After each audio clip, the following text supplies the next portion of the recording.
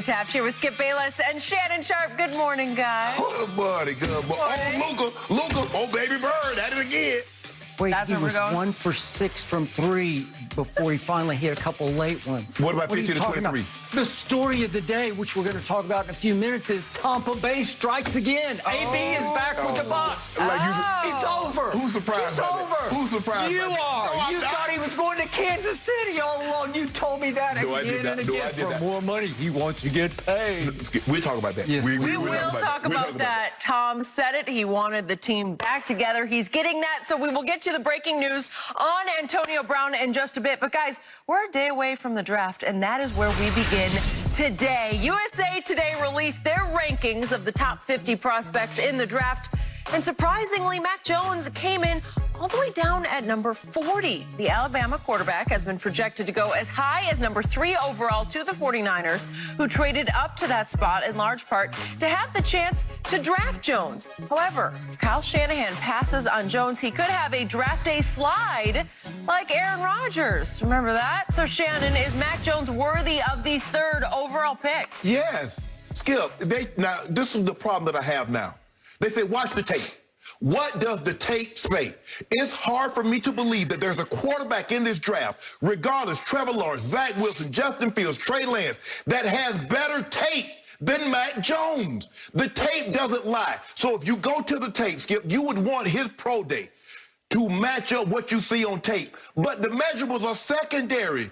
Okay, so he's not 6'4", so he's not 230, so he can't throw the ball 70 yards, so he can't jump 40 inches. Who cares? The goal line is on the ground. Can he step over that? That's all I need to know. Does it have a 1-inch vertical? Because if he can get the ball into the end zone.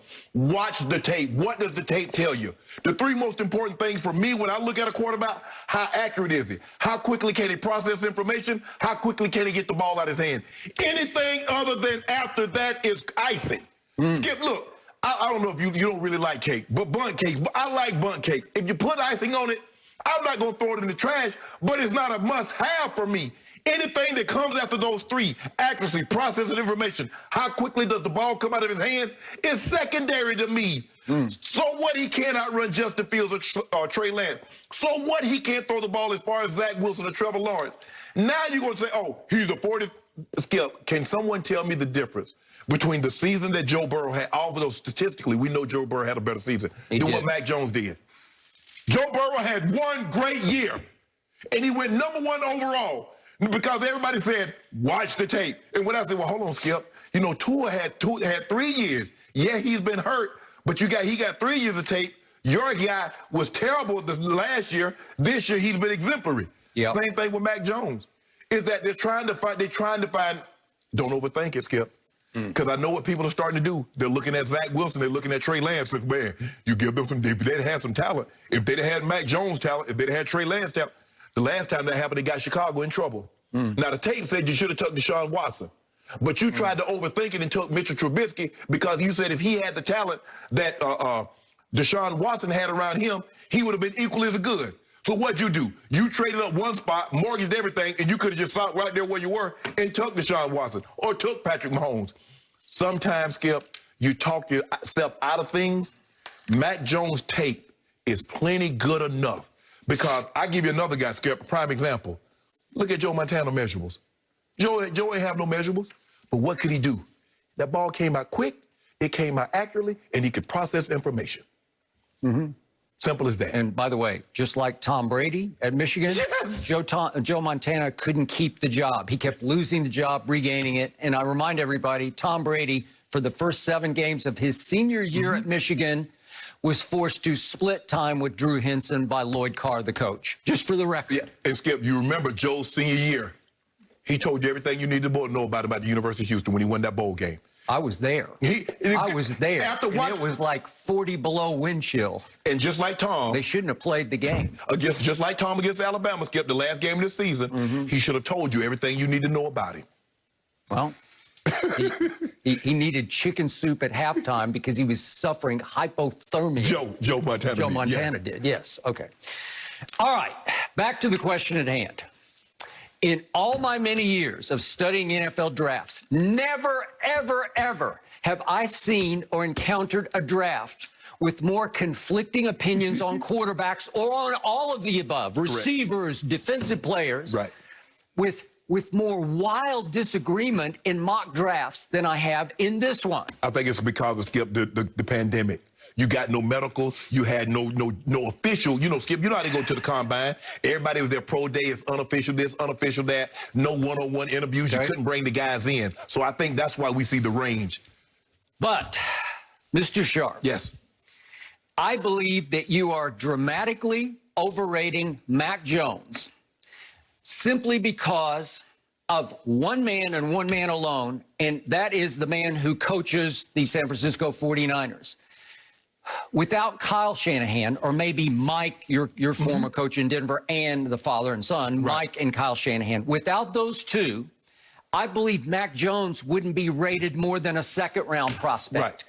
It took off. The runaway media train took off because it was reported early on in the draft process that the Shanahans were infatuated with Mac Jones.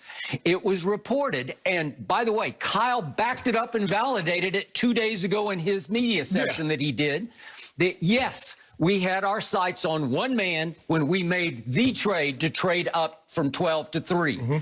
It was a shocking trade, maybe as shocking as any I've ever seen ahead of a draft, because he spent the next 2 years number ones to go from 12 up to 3. Correct. It was a huge price to pay. Very steep. When I told you the first day out of the box, wait a second, they didn't go to 2, they only went to 3. Right. So the Jets have been not just penciled in, they have ink pinned in, they have been engraved in stone with Zach Wilson for 2 months. I've never seen anything like it. And I don't know why, but that's what they say they're going to do. And I guess people could be right.